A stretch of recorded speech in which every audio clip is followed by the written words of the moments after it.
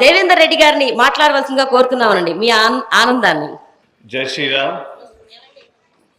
గురువు గారి పద్మములకు ప్రణమిల్లుతూ పుట్టినరోజు జరుపుకుంటున్నటువంటి వారికి రామరాజ్యం ఫౌండేషన్ తరఫున ప్రత్యేక శుభాభినందనలు, అట్లాగే శుభాకాంక్షలు మా సభ్యుల తరఫున కూడా గురువు గారికి.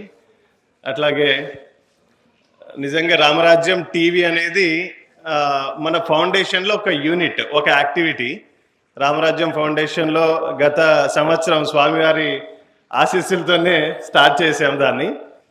సోదరి చెప్పినట్టు 1,00,000 మంది, నియర్ అబౌట్ 1,00,000 మంది సబ్స్క్రైబర్స్ ఉన్నారు. దాంట్లో మెయిన్గా ఏంటంటే టెంపుల్స్ విశిష్టతని, తర్వాత చాలా మందిలో ఒక మంచి భక్తి భావం ఉంటుంది, వాటిని ప్రచారం చేసుకునే దానికి ఒక వేదిక కూడా కావాలి, దాని ఉద్దేశంతో చేశాము.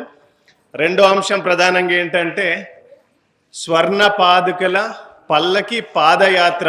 బహుశా దేశంలో రామదీక్ష అనేటటువంటిది తొలిసారిగా గురుగారి చేతుల మీదుగా, అట్లాగే ఇంకొంతమంది పీఠాధిపతుల చేతుల మీదుగా దాన్ని నెక్స్ట్ మంత్ 11వ తారీఖున రామదీక్ష కార్యక్రమాన్ని చేపడుతున్నాం.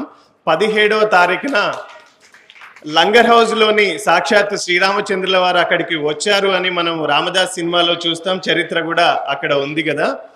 భక్త రామదాస్ గుడి కట్టినప్పుడు, తానీష జైల్లో వేసినప్పుడు రాములవారు వచ్చి డబ్బులు కట్టిపోతారు.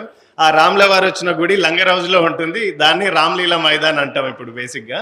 సో అక్కడి నుంచి 17వ తారీఖు డిసెంబర్ 12:30కి అభిజిత్ లగ్నంలో ఈ పల్లకి పాదయాత్ర, స్వర్ణ పాదుకల పల్లకి పాదయాత్ర రామదీక్ష ద్వారా చేసి దాదాపుగా 500 మంది భక్తులతో పాదయాత్ర 14 రోజుల్లో అయోధ్య చేరుకునేలాగా ప్రణాళిక చేస్తున్నాం అన్నమాట.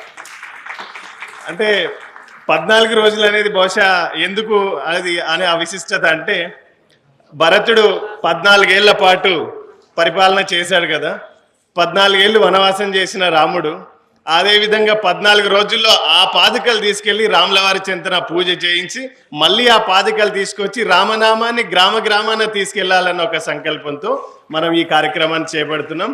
నాకు సోదరు చెప్పినట్టు మీరు కూడా తప్పకుండా 30వ తారీఖు ఈ నెల వరకు లాస్ట్ రిజిస్ట్రేషన్, మీకు లింక్స్ కూడా పంపిస్తాం, చేసుకోండి. తప్పకుండా గురుగారు ఆశీస్సులు మనకు ఉంటాయి, వారు కూడా మనకు ఆ కార్యక్రమం దీక్ష రోజున వస్తారు. సో నేను వారికి యాక్చువల్లీ చెప్పలేదు కానీ విత్ లీనియన్స్ నేను మీకు చెప్తున్నాను.